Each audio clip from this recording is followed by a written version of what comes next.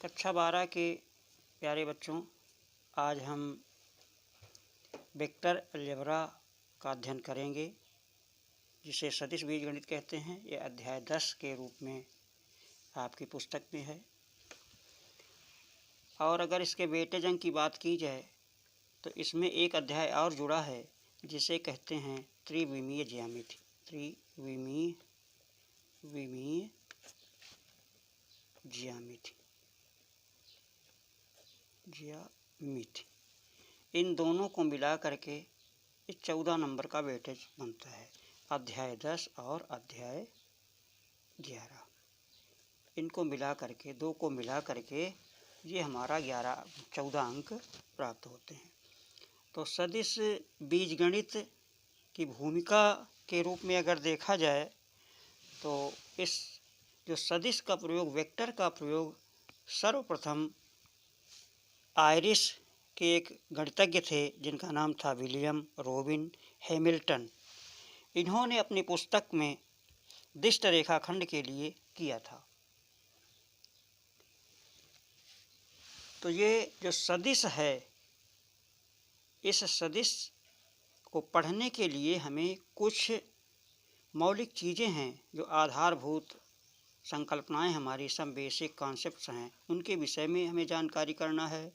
छोटी छोटी जो परिभाषाएं हैं, उनके भी विषय में हमें जानकारी करना है। और इसको कैसे निरूपित किया जाता है, इनको कैसे व्यक्त किया जाता है, इनका संकेतन क्या है, इनके गुण क्या हैं, इनकी प्रॉपर्टीज़ देखना है। ये थोड़ी थोड़ी बातें हैं, इनको क्रमशः हम धीरे धीरे देखते जाएंगे। तो अगर आधारभूत संकल्पना की बात करें तो जो ये रेखा हमारी होती है, रेखा,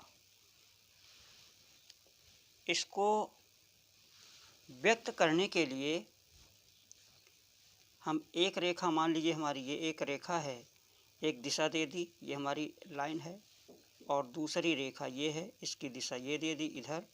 तो एक रेखा को हम दो दिशाओं में व्यक्त करते हैं, या तो ऊपर की तरफ या दाहिनी तरफ, और दूसरा बाईं तरफ। और इसी में अगर इस रेखा में एक जो उद्देश्य के साथ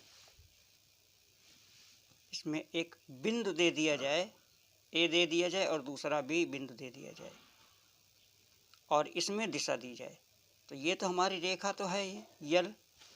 और इसमें एक दो बिंदु दिए हैं, ए बिंदु क्या है, प्रारंभिक बिंदु है, और बी क्या है, ये अंतिम बिंदु है, और इसमें दिशा भी दी है। तो ये हमारा एक लाइन सेगमेंट है, जिसे हम रेखाखंड कहते हैं, और इसका कुछ उद्देश्य है, तो इसे दिष्ट रेखाखंड कहा जाता है। इसका उद्देश्य क्या है, इसे वेक्टर के रूप में व्यक्त किया गया है। सदिश हमारा ए है, इसका उद्देश्य यह है कि ए हमारा क्या है, ये हमारा प्रारंभिक बिंदु है, और बी हमारा क्या है, अंतिम बिंदु है। जो प्रारंभिक बिंदु होता है, इस प्रारंभिक बिंदु ए को, इसको हम इनिशियल पॉइंट कहते हैं। ए को कहते हैं इनिशियल पॉइंट, इनिशियल पॉइंट। और इस बी को कहते हैं टर्मिनल पॉइंट,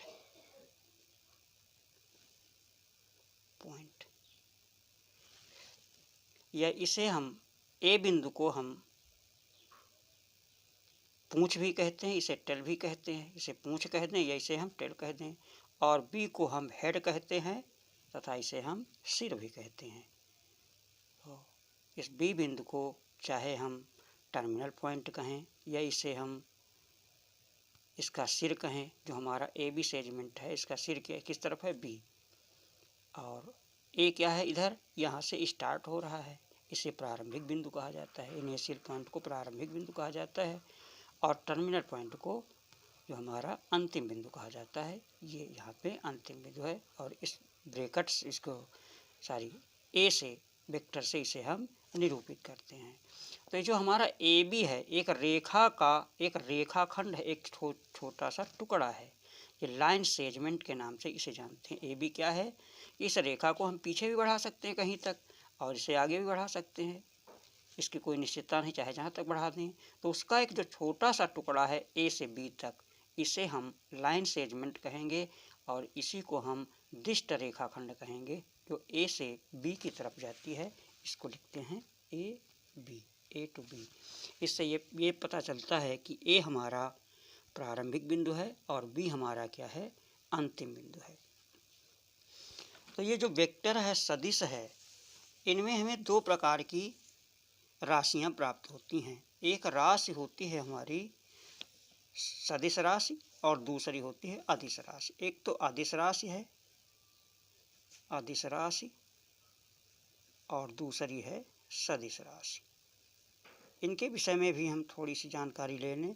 अदिश राशि को स्केलर कहा जाता है, इसे स्केलर क्वांटिटी, और सदिश राशि को वेक्टर है।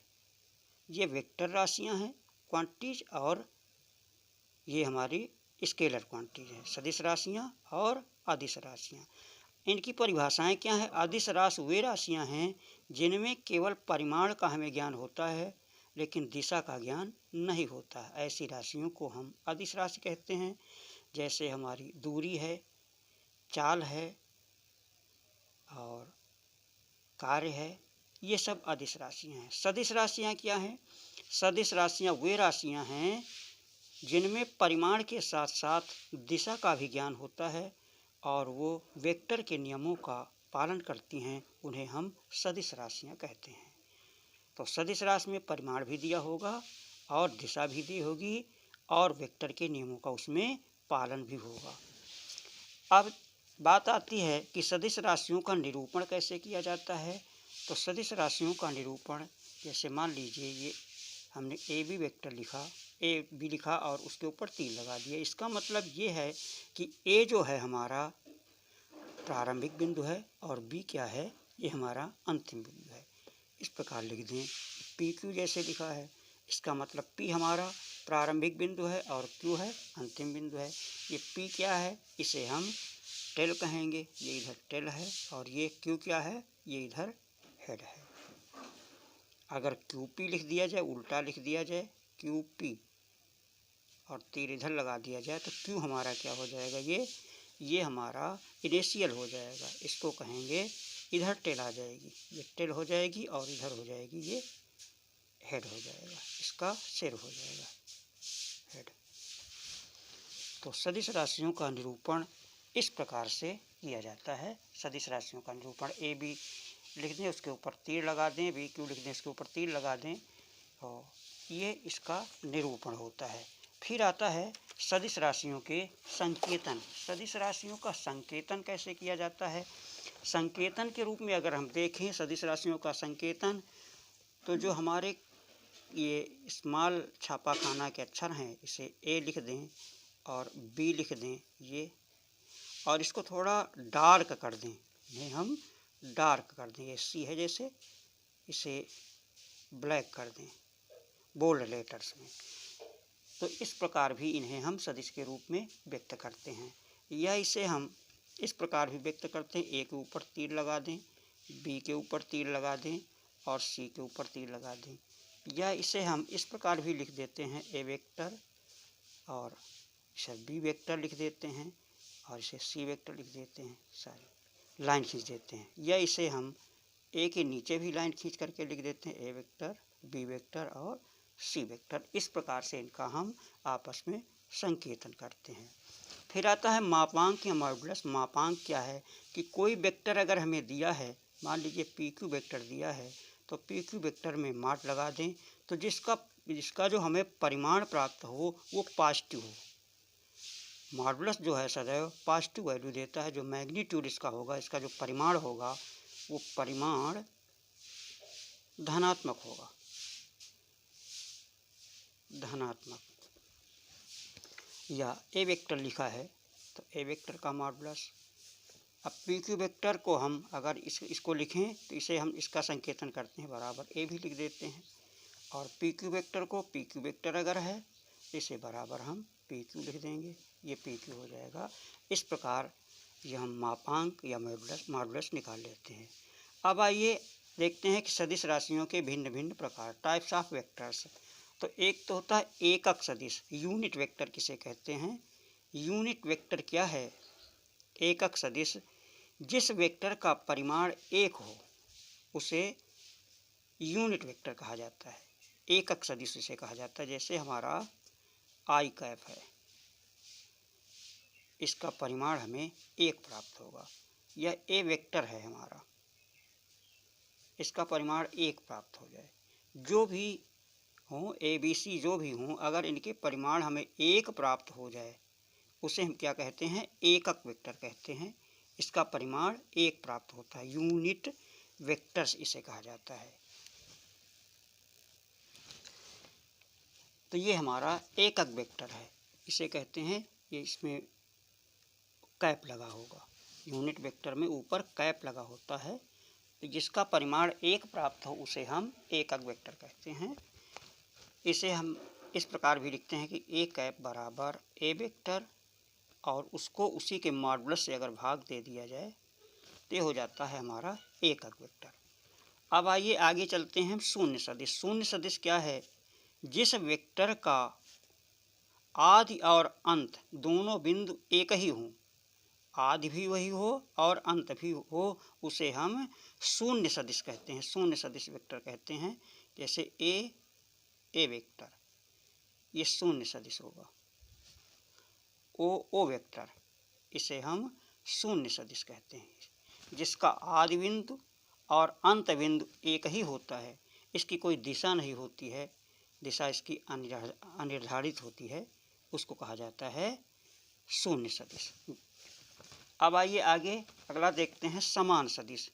इक्वल वेक्टर से किसे कहते हैं? समान सदिश वो हैं जिनकी दिशा भी एक तरफ हो और जिनके परिमाण भी एक ही तरफ हो, मैग्नीट्यूड भी बराबर हो। जैसे ये ए वेक्टर है और दूसरा हमारा ये एक और है बी वेक्टर है, ये बी वेक्टर।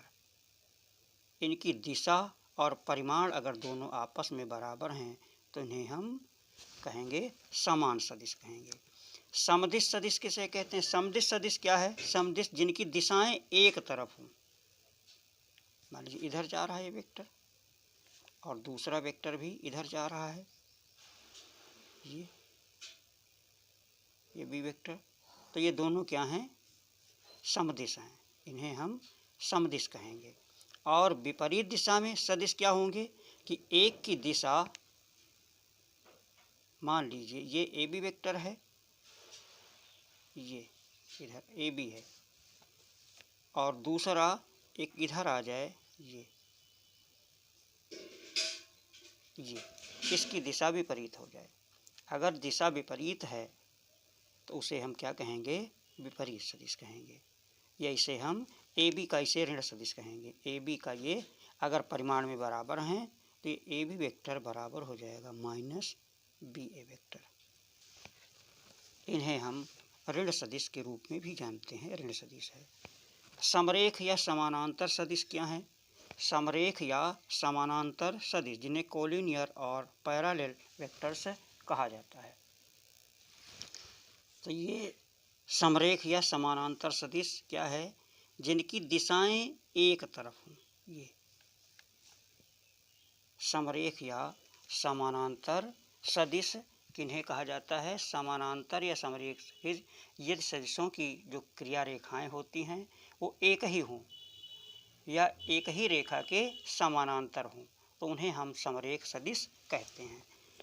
क्रिया रेखाएं जो है इनकी एक ही हों, जैसे ये है, इसी के ऊपर दूसरी हो, एक रेखा मान लीजिए यहाँ से लेकर के यहाँ तक है और इसी के ऊपर एक और ये आ जाए, ये इधर सी आ जाए यहाँ पे और दिशा एक ही है। तो ये हमारी क्या है? कोलिनियर है। ए बी ये बी से समाप्त हो रही है और ये बी से शुरू हो रही है। और अगर ये एक रेखा ये है इधर और दूसरी रेखा ये है तो ये दोनों आपस में समानांतर हैं। ए बी रेखा और इधर है मान लीजिए ये सी डी रेखा। तो ये दोनों, अब इनके जो है लंबाइयाँ कम ज़्यादा हो सकती हैं तो इसे हम कहेंगे ए बी वेक्टर समानांतर सी डी वेक्टर। ये दोनों आपस में समानांतर हैं। इसके बाद आता है दिक्कोज्जाएँ। चूँकि हम पढ़ रहे हैं 3D, यहाँ पे देखिए एक ये हमारा ये अक्ष अगर ले लिया जाए तो ये हमारा एक्स अक्ष हो जाएगा और ये हमारा वाई अक्ष हो जाएगा और ये हमारा जेड अक्ष हो जाएगा। तो जो एक्स अक्ष के ये वाई है, एक्स अक्ष के की दिशा में ये इसका ओरिजिन है और यहाँ पे जो हमारा यूनिट वेक्टर होता है ये आई होता है, आई कैप, इसके सापेक्ष वाई के सापेक्ष ये हमारा होता है जे कैप होता है और जेड के सापेक्ष ये के कैप होता है। अब इसमें मान लीजिए हमारे पास एक कोई सदिश हो 3D में कि कोई एक बिंदु मान लीजिए कहीं पर P दिया हुआ है, यहाँ पे मान लीजिए P बिंदु दिया है, एक्स वाई जेड कोई बिंदु है इसमें, और इसको ऐसे मिला दिया जाए, इसको इस प्रकार मिलाया जाता है, ऐसे इसकी कल्पना की जाती है कि एक्स अक्ष और वाई अक्ष इस प्रकार है। मान लीजिए हमारा ये एक्स अक्ष है, ये वाला इधर एक्स अक्ष कह दिया जाए ये, और ये हमारा वाई अक्ष हो जाए ऐसे, और इसको जो है ये एक्स अक्ष हो गया, ये वाई अक्ष हो गया इधर, और ये हमारा इसके ऊपर सीधा जेड अक्ष खड़ा हुआ है ऐसे दाहिने हाथ से। तो ये एक्स अक्ष, इधर ये वाई अक्ष, इसको हथेली को घुमा दिया जाए, ऊपर ये है जेड, तो ये एक्स अक्ष है और ये वाई अक्ष है और यहाँ पे ये जेड अक्ष है। ये तीनों अक्ष आपस में एक दूसरे के ऊपर लंबवत खड़े होते हैं और यहाँ पे एक कोई पी बिंदु दिया है और पी बिंदु जो एक्स अक्ष के साथ कोण बनाता है, इसके साथ जो कोण बनाता है इसे अल्फा कहते हैं। और ये हमारी ओपी रेखा जो है ये सदिश अगर जो इसके साथ बनाएगा वाई अक्ष के साथ, इसे हम बीटा कहते हैं, और जो इसके साथ बनाएगा जेड अक्ष के साथ बनाएगा उसे हम क्या कहेंगे, जेड अक्ष के साथ जो बनाता है इसे कहते हैं गामा कहते हैं। तो इन्हीं को हम दिक्कोज्याएं कहते हैं कि अल्फा बीटा गामा। ये होता है एक्स अक्ष के साथ जो कोण बना है रेखा का एक्स अक्ष के साथ कोण काज अल्फा होता है, एक्स अक्ष के साथ, एक्स अक्ष के साथ रेखा का, इस सदिश का, जो हमारी सदिश है या रेखा है, जो रेखाखंड है इसका एक्स अक्ष के साथ, और जो वाई अक्ष के साथ होगा, वाई अक्ष के साथ ये हमारा बीटा होगा, इसे हम काज बीटा कहेंगे। और तथा जो जेड अक्ष के साथ होगा, जेड अक्ष के साथ इसे हम काज गामा कहते हैं। तो ये काज अल्फा, काज बीटा और काज गामा यही हमारी दिक्कोज्याएं होते हैं, इन्हें हम डायरेक्शन कजिन्स कहते हैं। और इसका संकेतन हम एल के रूप में भी लिखते हैं कि यल बराबर काज अल्फा, यम बराबर काज बीटा और एन बराबर काज गामा होता है। और इन तीनों का आपस में संबंध होता है L square plus M square plus N square equal to 1, या इसे कहिए cos square alpha plus cos square beta plus cos square gamma, ये बराबर 1 के रूप में होता है। ये हमारा 3D का रूप है। अगला है सदिशों का योगफल, एडिशन ऑफ वेक्टर्स। तो जो सदिशों का योगफल है ये दो नियम पे कार्य करता है, एक तो त्रिभुज का नियम है, दूसरा समानांतर चतुर्भुज का नियम। ये मान लीजिए हमारे पास कोई एक ये सदिश है, ये सदिश, ये इसको हमने मान लिया कि ए बी है, और दूसरा मान लीजिए बी सी है इधर। तो ए बी में बी सी को जोड़ना है, ए बी में बी सी को जोड़ना है। तो हम क्या करते हैं, जिसमें जोड़ा जाता है निकालना है, अब A B plus B C निकालना है। तो जिसमें जोड़ना है जिस वेक्टर को, सबसे पहले उस वेक्टर को हम खींच देते हैं, ये ए बी वेक्टर हो गया। अब इस वेक्टर के जिस वेक्टर में जोड़ना है उसके सिर पर और जिस वेक्टर को जोड़ना है उसकी पूंछ, तो जितनी इसकी लंबाई है, पहले हम क्या करते हैं, ए बी वेक्टर की जितनी लंबाई है उतना बड़ा वेक्टर खींच देते हैं, उतनी लंबाई का, और उसकी दिशा भी वही व्यक्त कर देते हैं। इसके बाद जिस वेक्टर को जोड़ना है उसकी पूंछ को इसके सिर पर रख देते हैं और दिशा उसी दिशा में बना देते हैं। फिर हम क्या करते हैं, इसको दोनों को मिला देते हैं, ए और सी को मिला देते हैं। अब इसमें हमें ध्यान ये रखना है कि जिस वेक्टर में जोड़ा गया, एक देखिए ए बी वेक्टर, या इधर ए से बी गया और बी से सी गया, तो इसका जो परिणामी होगा उल्टा होगा, ए से बी, बी से सी। इसकी दिशा इधर है वामावर्त और इसकी दिशा हो जाएगी दक्षिणावर्त, ये हो जाएगी ए सी वेक्टर। इसे हम ए सी वेक्टर लिखेंगे। तो ए बी वेक्टर और plus B C vector equal to हो जाएगा ए सी वेक्टर। ये हमारा ये जोड़ने का त्रिभुज का नियम है कि त्रिभुज के नियम से इसको इस प्रकार जोड़ा जाएगा। दूसरा, समानांतर चतुर्भुज के नियम से मान लीजिए कि एक हमारा ओ ए वेक्टर, ये ए वेक्टर है, और दूसरा ये इधर ए बी जो है बी वेक्टर है,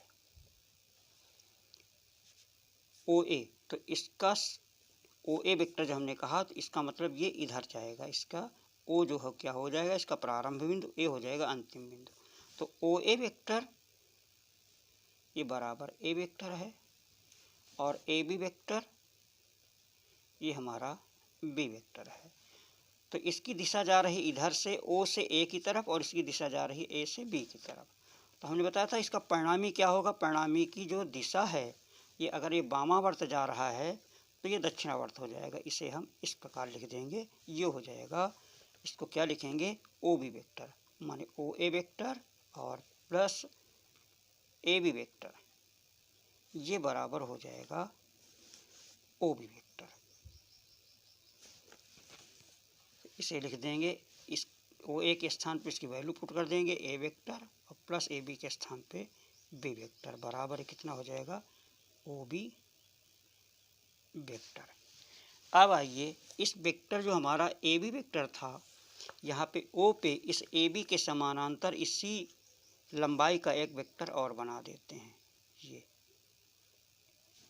और बी से इस ए के समानांतर एक वेक्टर खींच देते हैं, दोनों जा कर के एक दूसरे को जहाँ पे काटते हैं सी। तो अब हम देखते हैं कि जो ओ सी वेक्टर हमारा था ओ बी वेक्टर के समानांतर था, तो इसकी भी दिशा यही हो जाएगी, और दोनों के परिमाण भी आपस में बराबर होंगे।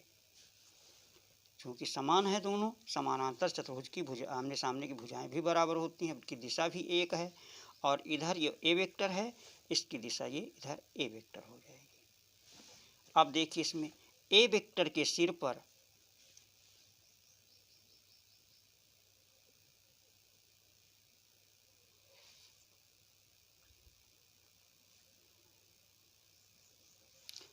ये गलत हो रहा है, ए वेक्टर इधर है तो ये भी इधर आ जाएगा, इधर है, इसका दिशा गलत हो गई थी, ये ओ बी वेक्टर और इधर।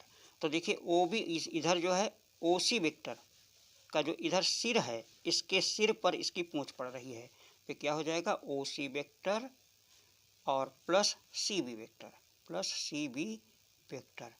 अब हमने बताया था कि दिशा इधर वामावर्त है, तो ये दक्षिणावर्त हो जाएगी, बराबर ओ बी वेक्टर।